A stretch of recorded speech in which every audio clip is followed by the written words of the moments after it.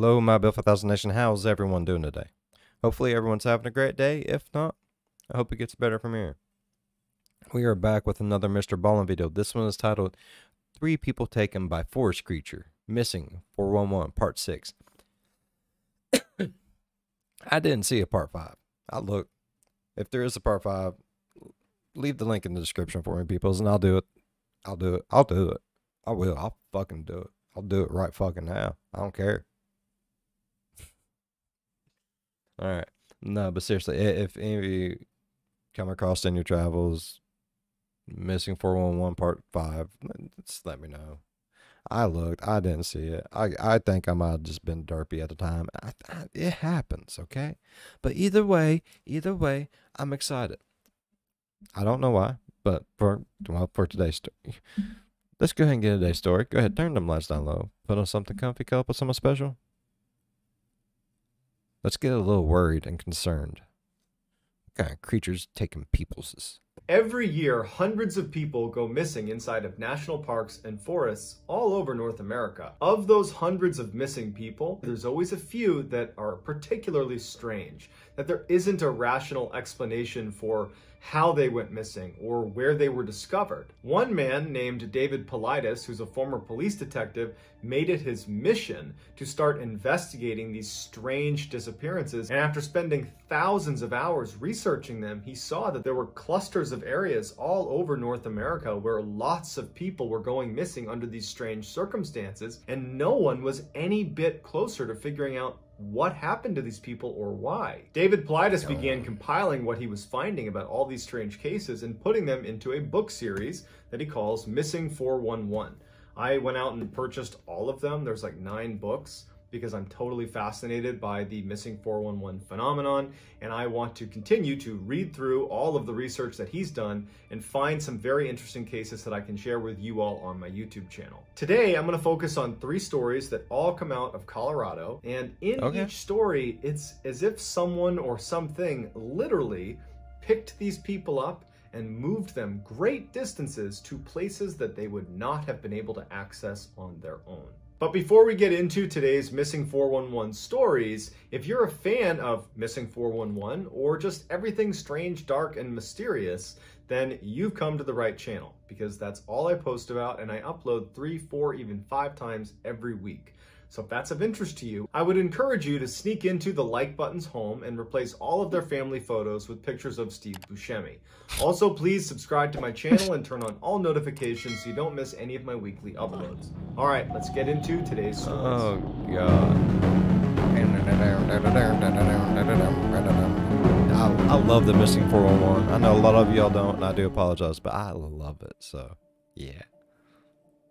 In 1981, Maurice Doc Demetz was an 84-year-old man living in Colorado. He was a lifelong minister, had a PhD in theology. He also had a blood condition, and he had arthritis in his knees that made it almost impossible for him to walk without assistance. He had always been really passionate about topaz hunting. He would go to these sites where you could dig into the ground and look for these rocks. When you broke them open, you could potentially find topaz. And he loved doing that. Because of his knees and because of his blood condition, he needed someone to go with him to walk him around to the different dig sites and to help him get back into the car and drive him back to his house. Doc had a friend named David McSherry. He wound up being the primary guy that would go with Doc anytime he went topaz hunting. On April 29th, 1981, Doc decides he wants to go topaz hunting. So he calls up David, and they load up David's car, and they head off to Pike National Forest, which was a spot they had gone many times before. And they had this one area that they used to love going in particular called Devil's Head. Locals in the area claimed that that spot was actually haunted by evil spirits. But to Doc and to David, there was no indication that they bought into any of that, and they went there all the time. When they got there on April 29th at 10 a.m., they got out, they went to their favorite dig sites. David actually walked Doc down this hill to this one little clearing. Doc had a backpack with him full of the tools he used to dig out the different rocks. After David had walked Doc to this spot, David walked back up the hill towards their car and went about 50 yards away from where Doc was to his dig site. And over the next several hours, The two would work independent of one another, just digging for topaz. Periodically, David would look over and he'd make sure that he could see Doc and make sure Doc was okay. At 3:45 in the afternoon, David decides, all right, it's probably time to get going soon. And he pokes his head up and he looks in the direction of where Doc was supposed to be, and Doc's not there. He had just seen him about 15 minutes earlier, so he's not concerned. He knows it's only been a few minutes, and frankly, Doc can't really go anywhere. He can barely walk. And so he just kind of stands up and maybe tries to get a better look, and he's thinking, okay, maybe Doc stood up and got behind a tree to relieve himself, or maybe he kind of is just out of sight, and he starts walking down to the area to just go find Doc. But Doc isn't there, and neither is his backpack with all of his tools. And David's sitting there thinking, I guess Doc must have packed up and headed back to the car. But then David's thinking to himself, in order to go from this dig site up to the car, it means walking up a fairly steep embankment. And there's no way that Doc would have been able to do that without assistance. So he's looking around the area thinking, is there any sign of something bad happening here? There's no blood. There's no sign of any sort of altercation that would have happened here. David certainly didn't hear anything going on near him. He didn't hear an animal attack or anything like that. So he thinks, okay, somehow he must... E.T. phone home. Live long and prosper. The spaceship came, beamed him up, and jetted ass. Must have got up to the car. David walks up the embankment all the way to the car. Doc's not up there. David goes in the car and he starts honking the horn and yelling out for Doc. No response. As he's honking the horn, 3 motorists come down the road. They see David honking the horn, and so they say, hey, what's going on? David tells them, hey, I got my 84-year-old friend. I don't know where he went. He can't have gone far. Can you guys help me look for him? But after David and these motorists spend a couple of hours looking in this area and there's no sign of him, they end up calling the authorities. The police show up, and over the next week, there is this extensive search in this whole area that includes bloodhounds and hundreds of people. But despite this massive effort, nothing is ever found of Doc. He just vanishes. And so Doc's wife writes a letter to the governor of Colorado and just says, he can't have done this on his own. He can't have walked away on his own. Someone or something lifted him up and took him away. There was no response to this letter, and ultimately Doc's case was shut down. They stopped looking for him and assumed he had died. But when David Paulides looked into this case and featured the Doc DeMetz case on his documentary, they actually reopened the case, but as of right now, there's no new additional details about the whereabouts of Doc DeMetz. To this day, we don't know what happened to him. In 2014, Jim... Man, hopefully aliens came down, picked him up, took him back there, and fixed him. And then they liked him, so they kept him like a puppy. Grogan was a 39-year-old medical doctor who was living in Indiana with his wife and his 2 kids. He was widely regarded as a very loving husband and devoted father, and everybody seemed to just love this guy. Jim was in phenomenal shape. He had run marathons, triathlons. He loved being in the outdoors, hiking, rock climbing, snowshoeing, skiing. That was Jim's happy place. And so in early March 2014, Jim decides he wants to plan a trip with some friends to go hiking in Colorado. And so he begins planning out where they're going to go hiking, and he finds this amazing trail right opposite the very famous Vail ski resort. Even though Jim was very competent in the outdoors, he would take a survival class and an avalanche preparedness class Nothing wrong with that. For Colorado, just to show his wife that he wasn't taking any chances, that he would be well prepared in case the worst were to happen on this trip. About 2 weeks later, he's in Colorado and he heads to a ski shop where he rents a split snowboard as well as loads up on all the supplies that you might need for being in the outdoors. Early the next day, Jim and his friends arrived at the trailhead. Jim, in his backpack, had his cell phone.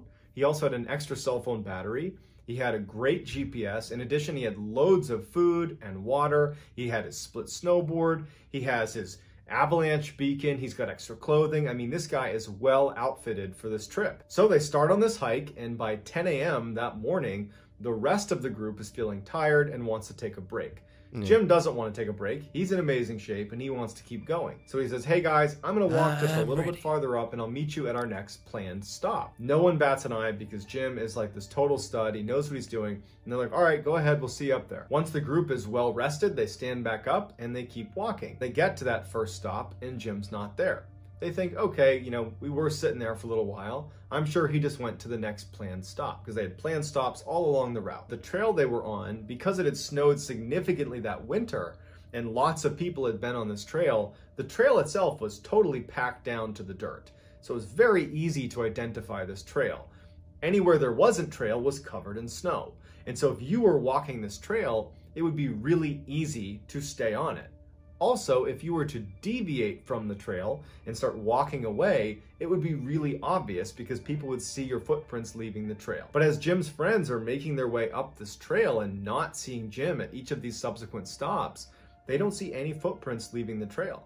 So they just figure he must have gone all the way to the end. He's just way ahead of us. But by 5 p.m. when they made it all the way up to the top where they planned on stopping and turning around, not shit. Jim wasn't there, and they hadn't passed him on the way up, and they hadn't seen any footprints or any ski tracks or anything to indicate that someone had left the path. And so very worried about Jim, they called the authorities. Over the next 5 days, a massive search is launched in this area, including 3 helicopters that scoured an 18-mile square radius. They had scent sniffing dogs out there. They had all these very experienced mountaineers combing the area, but they couldn't find any sign of him. And again, because of all the snow outside of that trail they were on, the helicopter just searched up and down that trail looking for indications that someone had left the trail, looking for those footprints or ski tracks just off that trail they were on, and there weren't any. Logical. There was no sign that anyone had left the trail at any point.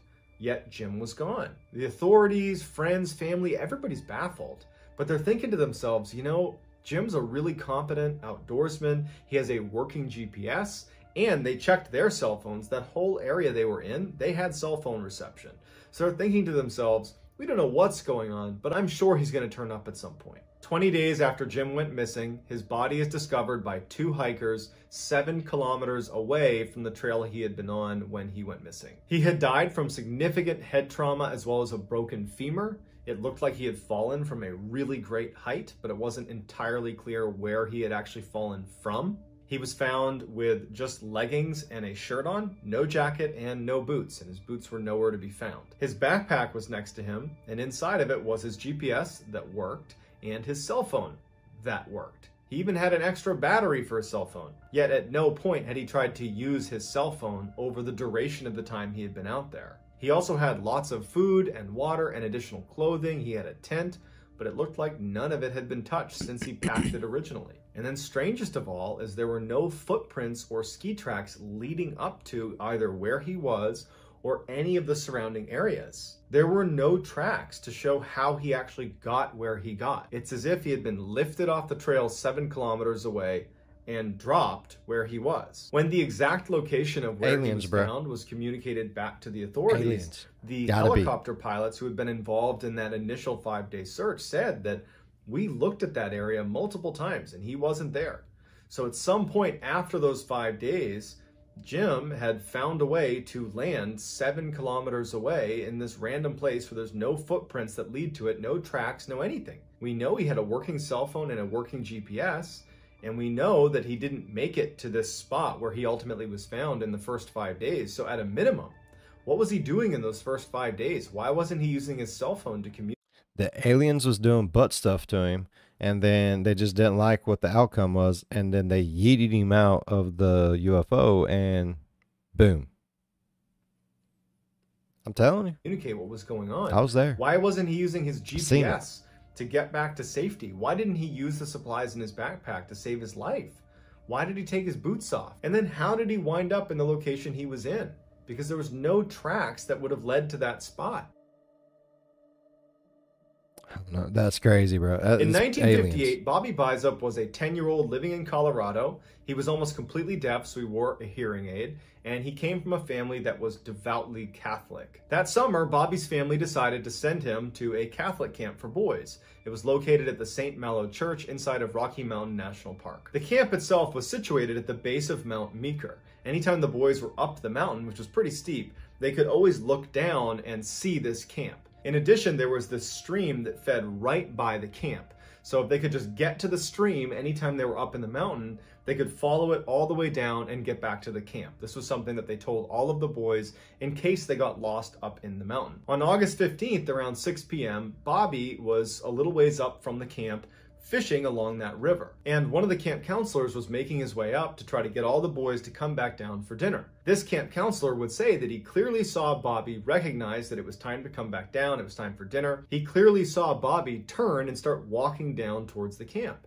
At which point the counselor turned his back on Bobby and he too began walking down towards the camp, which was not very far away. When the counselor got to the camp and turned back around though, Bobby was gone. And so the counselor starts immediately tracing his steps back to try to find Bobby, but he can't find him anywhere. The counselor goes and gets a number of the other counselors to come help him find Bobby. After about 30 minutes, no sign of Bobby. He's just gone. The camp counselors are looking around thinking, how is this possible? He was literally right there. He started walking, he was right behind me. How could he have gotten lost in such a short amount of time and in an area where he could literally... Kids do the damnedest things, bruh. How do they do half the shit they do? No one knows. They just do it. See the camp and was actually on the river that leads right back to the camp. It didn't make any sense. The counselors alerted authorities and this massive search is launched to find Bobby. Over 300 people come out, including people from the military. It's this huge search and nothing is found of this boy. He's completely... Yeah, because the poor boy's like partially fucking deaf. Like, his batteries aren't gonna last so long. Then you're gonna be able to hear him hollering for him, right? That would be awful. Gone. 10 days after he went missing, they had to call.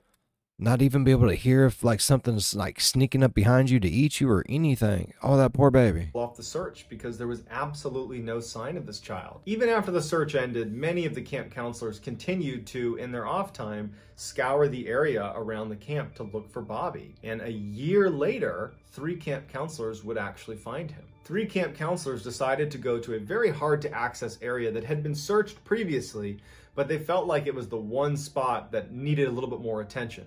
And it was 5 kilometers west of the camp and almost 800 yards up a fairly steep incline. This is a hard to access area, but they climbed their way up there, and sure enough, even though this area had been searched before, they found Bobby's hearing aid, bits of his clothing, and some of his bones. They didn't find any more of his remains, and no one knows what actually happened to him. But it really makes you wonder, what happened after the camp counselor turned his back on Bobby? It's as if someone scooped him up and flew him away. And even if he had intentionally run away, it would have been very difficult for a 10-year-old to get to that particular location where he was found. And to what end? Why would he have wanted to get up there? And so, like many of the other missing 411 cases, we are left with a series of questions and very few answers. Yeah. So I'd love to get your theories as to what's caused... Fucking aliens, MrBallen. I've been saying it. It's aliens and Bigfootins. Definitely the Bigfootins and the aliens. Yep. Could be some Illuminati shit. Hell, I don't know. I don't put nothing past nothing no more, man. Like, all the videos I have watched, yeah, I have like over 580 some videos on my channel, evidently. That's why I can't know. I don't remember half the ones I fucking did. And they have scarred me for life. I really enjoyed today's video, though. If y'all enjoyed today's video as much as I have, please go down there, hit that thumbs up. While you're down there going over, slap that subscribe button, become part of the Bill 5000 Nation. We do some crazy shit here. If you want to know when that crazy shit happens, ding that bell. It might work for you. It might not. But if it do, jump in on one of my premieres, get over into the live chat, say, "What's up, Bill?" Go on over, hit the thumbs up, and dip. That's all you gotta do. I never ask you to do more for me than I do for myself. That's not a whole lot, so we're good. If you really want to support the channel, links in the description. Go check out the store. Got some amazing merch. You can't tell me otherwise unless you check it out for yourself. As always, be good to one another. I'll see you in the next one. Bye-bye. Damn, MrBallen. They all died. That poor boy. Poor boy.